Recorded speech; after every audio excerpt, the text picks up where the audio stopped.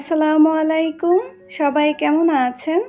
আশা করছি আল্লাহর রহমতে সবাই সুস্থ আছেন, ভালো আছেন। আলহামদুলিল্লাহ আমরাও ভালো আছি।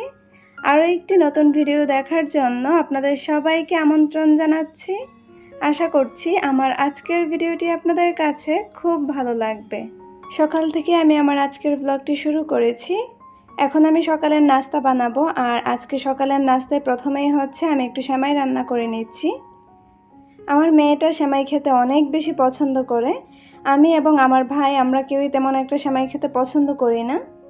তো শিফা যেহেতু অনেক বেশি পছন্দ করে, তাই ওর জন্য মাঝে মাঝে আমি একটু একটু রান্না করে দিই। কিছুদিন যাবৎ এত বেশি গরম পড়েছে, ইচ্ছে তো করছে রান্না বান্না খাওয়া দাওয়া সব বন্ধ করে দিই। তবে আমরা গৃহিণী, আমাদের তো সেই সুযোগ নেই। যত যাই হোক আমাদেরকে তো রান্না করতেই হবে আর কিচেনে আসতেই হবে। তাছাড়াও আমার বাসাটা হচ্ছে টপ ফ্লোরে, তাই মনে হচ্ছে গরমটা আরও একটু বেশি লাগে। আমি যখন শিফার জন্য সেমাই রান্না করি তখন এভাবেই একদম সিম্পলভাবে রান্না করি, কারণ আমার মেয়েটা এভাবেই খেতে পছন্দ করে। আবার যখন আমাদের সবার জন্য রান্না করি তখন আমি একদম ঘিয়ে ভেজে তারপর রান্না করি। আমার সেমাই রান্না হয়ে গেলে এখন আমি এলাচগুলি তুলে ফেলে দিচ্ছি। এটা মুখে পড়লে অনেক বেশি খারাপ লাগে, একটুও ভালো লাগে না। আর আমার কাছে মনে হয় যে এখন এটার আর কোনো প্রয়োজন নেই। আপনারা যারা এখন আমার ভিডিওটি দেখছেন, প্লিজ আমার ভিডিওটিতে একটা লাইক দিয়ে দিবেন। আপনাদের একটা লাইক আমার ভিডিওটিকে অনেকের কাছেই পৌঁছে দিতে সাহায্য করবে। আর যদি খুব বেশি ভালো লেগে থাকে তাহলে আমার চ্যানেলটি সাবস্ক্রাইব করে দিবেন। সাবস্ক্রাইব করে পাশে থাকা বেল বাটনের অল অপশনটি প্রেস করে দিবেন, যাতে করে আমি কোনো ভিডিও ছাড়ার সাথে সাথেই আপনার কাছে নোটিফিকেশন চলে যায়।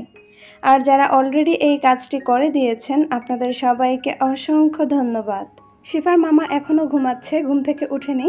আমি আর শিফাই ঘুম থেকে উঠেছি, তাই মা মেয়ে দুইজনের জন্য এখন নাস্তাটা রেডি করে নিচ্ছি। নাস্তা আর কি, এখন দুইজনের জন্য 2টা পরোটা ভেজে নিব আর সাথে 2টা ডিম ভেজে নিব, বাস আর কিছুই করব না। এই গরমে যত শর্টকাটে রান্না শেষ করা যায় ততই ভালো। মেয়ে হলে মায়ের শান্তি, কথাটা কিন্তু আসলেই সত্যি। এখন বুঝতে পারছি যে আমার মেয়েটা বড় হচ্ছে আর আমাকে অনেক কাজে হেল্প করছে। আমি যখনই ডিম ভাজতে আসি না কেন সে আমাকে ডিম ফেটিয়ে দিবে, আর যদি আমি না করি তাহলে খুব মন খারাপ করে। তাই আমি বলি আচ্ছা ঠিক আছে তুমি দাও। ও এই কাজগুলি করতে অনেক বেশি পছন্দ করে। আর আমি যদি ওকে কোনো কাজ করতে বলি সে এত বেশি খুশি হয় কি বলবো। আমাকে সবসময় বলবে মা তুমি আমাকে ডোনাট, পিৎজা, কেক, পুডিং এই সমস্ত কিছু বানানো শিখিয়ে দিও, আমি তোমাকে বানিয়ে খাওয়াবো। মানে হচ্ছে সে যেগুলি খেতে বেশি পছন্দ করে সেইগুলি যেন আমি তাকে শিখিয়ে দিই, সে আমাকে বানিয়ে খাওয়াবে। গতকালকে এই পুডিংটা আমি বানিয়ে ফ্রিজে রেখে দিয়েছিলাম যেন ঠান্ডা ঠান্ডা খেতে পারি। পুডিং আবার আমার কাছে ঠান্ডা খেতেই বেশি ভালো লাগে। আচ্ছা, পুডিং বানানোর পর আমার সাথে যেটা হয়, এটাকে যতক্ষণ না পর্যন্ত আমি মোল্ড আউট করবো ততক্ষণ পর্যন্ত আমি কোনো কিছুতেই শান্তি পাই না। আমার মন শুধু পুডিংয়ের মধ্যেই পড়ে থাকে যে এটা দেখতে কেমন হয়েছে, ভালো হয়েছে কি না।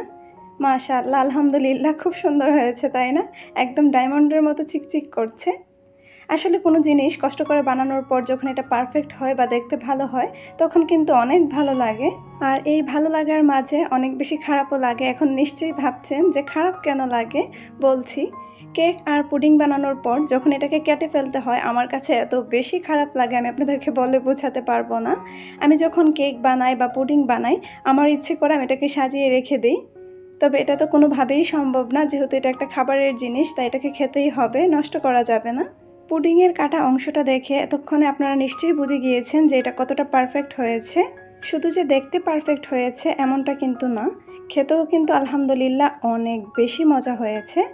আমি বানিয়েছি তাই বলছি না, আসলে এই পুডিংটা অনেক বেশি মজা হয়েছে। মিষ্টি খাবার আমি তেমন একটা পছন্দ করি না বা খুব কম খাওয়া হয়, তার মধ্যে পুডিং হচ্ছে আমার খুবই পছন্দের। আমার কাছে ঠান্ডা ঠান্ডা পুডিং খেতে অনেক বেশি ভালো লাগে। সকালের নাস্তা করে সব কিছু গুছিয়ে নিয়েছি আর এখন আমি চলে এসেছি আমাদের বেডরুমে। রুদেলা মেঘ আইডি থেকে আমার একজন মিষ্টি আপু বলেছেন, আপু তোমার বেডের হলুদ কুশনের মাপ কত আর ডিজাইনটাও ভালো করে দেখাবেন প্লিজ। কেন দেখাবো না আমার মিষ্টি আপু, অবশ্যই দেখাবো। আমার বাসায় কিছু এক্সট্রা কুশন ছিল, তো এগুলি আমার কোনো প্রয়োজন ছিল না, তাই সেগুলি দিয়েই আমি এই 2টা পিলো বানিয়ে নিয়েছি। লেপ তুষুক বানাই যে মামারা, ওনাদের দোকান থেকে আমি এগুলি বানিয়ে এনেছি। আমি আমার পছন্দ অনুযায়ী মাপ দিয়ে বলেছিলাম যে এভাবে যেন বানিয়ে দেয়, তো ওনারা ঠিকভাবেই বানিয়ে দিয়েছেন। আর এই যে পিলো কাভারটা দেখতে পাচ্ছেন, এটা আমি নিজেই সেলাই করেছি এবং এটার উপরে আমি হ্যান্ড প্রিন্ট করেছি। এটাও আমি নিজেই করেছি আর খুব সিম্পলভাবেই করেছি। একটু লতাপাতা দিয়ে একটা ফুল দিয়ে দিয়েছি, মানে যতটা সহজভাবে করা যায় আর কি। আর এই ডিজাইনটা করতে আমার খুব বেশি একটা সময়ও লাগেনি, খুব অল্প সময়ের মধ্যেই আমি এই সুন্দর ডিজাইনটা করে নিয়েছি। আপনি আপনার পছন্দ অনুযায়ী যে কোনো ডিজাইন করে নিতে পারেন। এখন আমি আপনাকে ম্যাপে দেখিয়ে দিচ্ছি যে এটা লম্বায় কত ইঞ্চি আছে। তো এটা লম্বায় হচ্ছে 21 ইঞ্চির মতো আছে।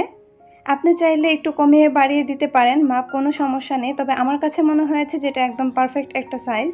আর পাশের দিক থেকে এটা 14.5 ইঞ্চির মতো আছে। ও আচ্ছা, আরেকটা কথা, হ্যান্ড প্রিন্ট আমি করার আগে প্রথমে আমি পিলো কাভারটা কেটে নিয়েছি মাপ অনুযায়ী। তারপর আমি হ্যান্ড প্রিন্ট করে নিয়েছি। খুব ভালোভাবে শুকিয়ে নেওয়ার পর আমি কুশন কাভারটা সেলাই করে নিয়েছি। আমি আমার লাস্ট ভিডিওতে বলেছিলাম যে আমি ব্লগিং করি, এটা আমার পাড়া প্রতিবেশী কেউ জানেন না। আমার সেই ভিডিওতে আম্বি আপু কমেন্ট করেছেন যে আমি যখন ভিডিও আপলোড করি তখন আমার পাড়া প্রতিবেশী কেউ দেখে কি না। আসলে আপু আমি কি বলবো, আমি খুব ছোট্ট একটা ব্লগার, আমাকে কয়জনই বা চিনে বলেন। দেখে কি না তা তো আমি জানি না, তবে এখন পর্যন্ত আমাকে কেউ কিছুই বলেননি। তার মানে আমি ধরে নিচ্ছি যে আমাকে কেউই দেখেন না। আচ্ছা, আপনাদেরকে একটা মজার ঘটনা বলি। এই রোজায় আর কি আমি আমার খালাতো বোনকে বলেছি যে আমি ব্লগিং করি। তো সে তো একদম রেগে মেগে শেষ যে তুই ব্লগিং করিস অথচ আমাদেরকে কেন বললি না, আর এতদিন হয়ে গিয়েছে তুই আমাদেরকে একটু বললিও না, আর তোর ভিডিও আমাদের কাছে কেন আসলো না। সে তো আমার সাথে অনেক বেশি রাগ দেখিয়েছে। কি বলবো। আর আমি আসলে ব্লগিং করি বা শুরু থেকে এটা শুধুমাত্র আপনাদের ভাইয়াই জানতো। তাছাড়া আমার রিলেটিভরা কেউই জানেন না, এখন পর্যন্তও জানেন না। আর এখন হচ্ছে শুধু আমার খালাতো বোনই জানেন। আমার যখন 1K সাবস্ক্রাইবার কমপ্লিট হয় তখন আমি আমার পরিবারকে বলি, মানে আমার আম্মা, আব্বা, আমার ভাই, ওনারা জানেন। তার আগে ওনারাও জানতেন না। তাহলে বুঝেন কি অবস্থা। আর পাড়া প্রতিবেশী কোত্থেকে জানবে। আমি না মাঝে মাঝে ভাবি যে সবাইকে এই কথাটা বলে দিই, কিন্তু কেন যেন আমি বলতে পারি না। আসলে আমি সেটা নিজেও জানি না। আমি আপনাদেরকে বলে বোঝাতে পারবো না যে আমি কেন বলতে পারি না। আমি যতই চেষ্টা করি পরে আর বলা হয় না। ইনশাআল্লাহ একদিন না একদিন সবাইকেই বলে দিব।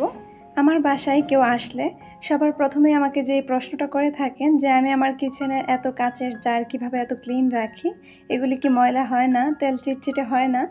হবে না কেন, আসলে আমারও হয়, কিন্তু আমি প্রতিদিন এইগুলাকে একবার হলেও ক্লিন করি। আসলে ধুলাবালি পড়ে থাকলে কোনো কিছুই দেখতে ভালো লাগে না, আর এতে করে মনেও শান্তি পাওয়া যায় না। সব কিছু যদি পরিষ্কার পরিচ্ছন্ন এবং ঝকঝকে তকতকে থাকে তখন দেখবেন মনটাও অনেক বেশি ফ্রেশ থাকে। আমি আমার মনের শান্তি এবং চোখের শান্তির জন্য এই কাজগুলি প্রতিদিনই করে থাকি। আর আমার সংসারের কোনো কাজেই আমার ক্লান্তি আসে না, আমার খুব ভালো লাগে। আর আমি আমার সংসারের সমস্ত কাজকর্ম ভালোবেসেই করে থাকি। এই তো কিচেন সেলফটা আমি খুব ভালোভাবে পরিষ্কার করে নিয়েছি। এখন আমি দুপুরের রান্না শুরু করে দিব। আজকে রান্নায় হচ্ছে কাঁচা আম দিয়ে টক ডাল রান্না করব, সাথে আর অনেক কিছুই করব। তো প্রথমেই আমি যেটা করব, ডালটা সিদ্ধ বসিয়ে দিব।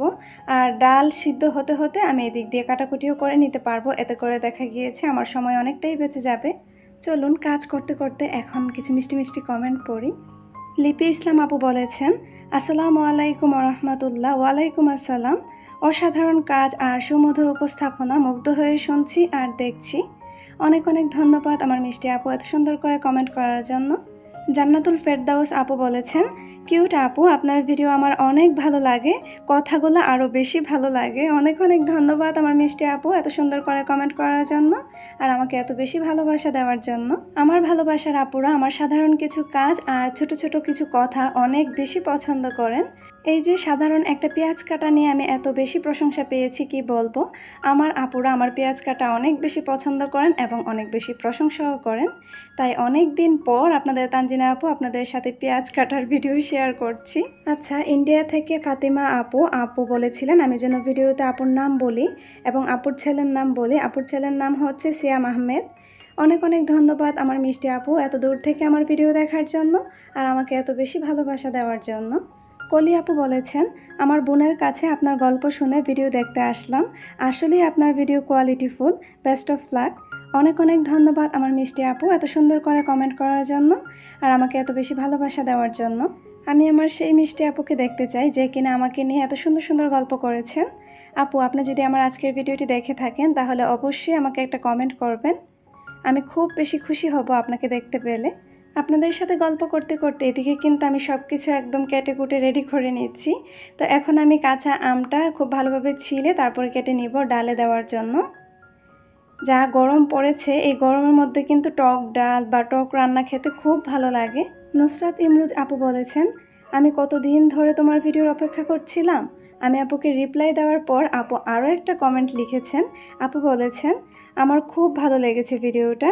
আমি শুধু মুগ্ধ হয়ে তোমার ভিডিওটা দেখছিলাম আর তোমার মিষ্টি গলার মিষ্টি কথাগুলো শুনছিলাম।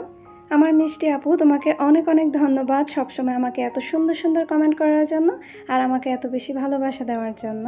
এখন থেকে আমার বাসায় ডিম সিদ্ধ করলে সেই ডিম সিদ্ধ আর আমাকে ছিলতে হয় না। ওই যে আমার বাসায় একটা ছোট্ট পরী আছে, সেই আমাকে ডিম ছিলে দেয় আর মাশাআল্লাহ খুব সুন্দর করে ছিলতেও পারে। একদিক থেকে ভালোই হয়েছে, আমার একটা কাজ কমে গিয়েছে। এখন আমি এদিকে করলা ভাজিটা বসিয়ে দিব। আর একটা সময় ছিল যখন করলা ভাজি আমি একদমই খেতে পারতাম না বা আমার কাছে মোটেও ভালো লাগতো না। আর সেই খাবারটাই এখন আমার খুব খুব খুব প্রিয়। আমার কাছে খুব ভালো লাগে করলা ভাজি। তো আজকের করলা ভাজিটা হচ্ছে আমি চিংড়ি মাছ দিয়ে করছি। চিংড়ি মাছ দিয়ে করলা ভাজি অনেক বেশি মজা লাগে। হাবিবা সুলতানা লিজা আপু বলেছেন, আপু আপনি সত্যি অনেক অনেক মিষ্টি। আমি প্রথম যেদিন কমেন্ট করেছিলাম আপনি সাথে সাথেই রিপ্লাই দিয়েছিলেন, আমি তো অবাক। সত্যি আন্টির রুচি অনেক সুন্দর।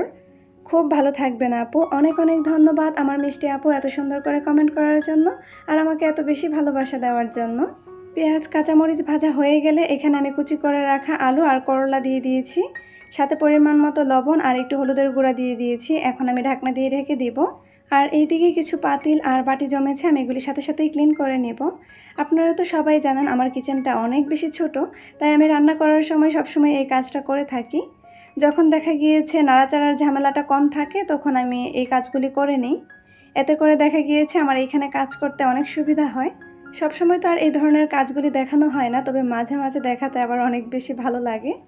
আমার করলা ভাজিটা প্রায় হয়েই এসেছে। এখন কিছুক্ষণ নেড়ে চেড়ে আমি একটা বাটিতে নামিয়ে নিব।